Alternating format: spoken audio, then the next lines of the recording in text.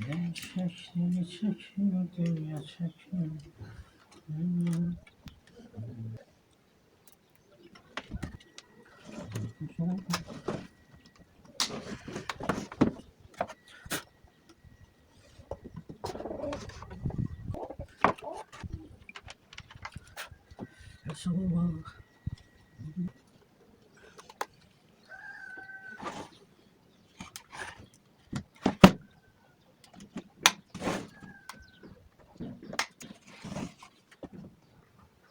Bu da bizim bir əsərimiz.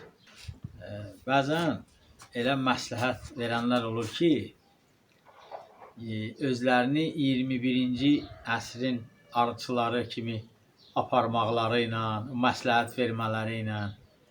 Bax, onlara demək istəyirəm ki, mənim heç kimin məsləhətinə ehtiyacım yoxdur.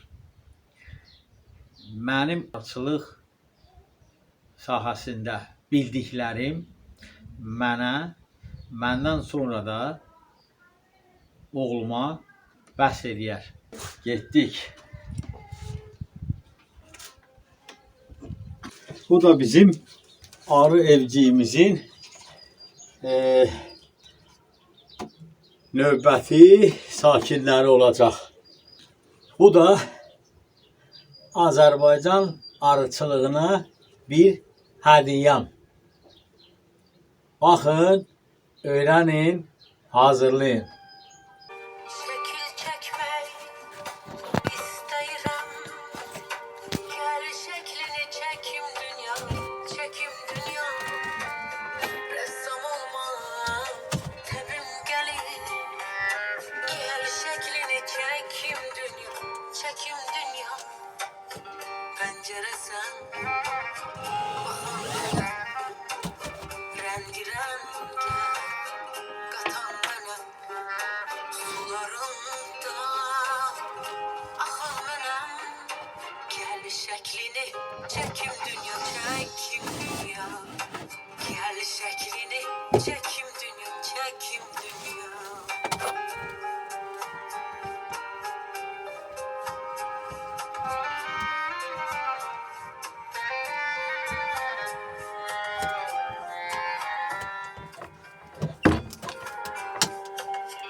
Bir benden sevir misin?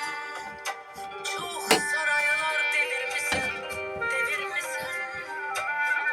Beni şekleme çevir misin? Gel şeklini çekim dünya, çekim dünya. Pencere sen, bakan benim.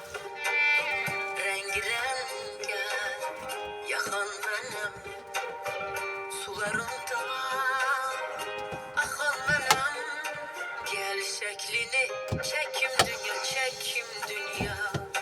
Gel şeklini çekim dünya, çekim dünya.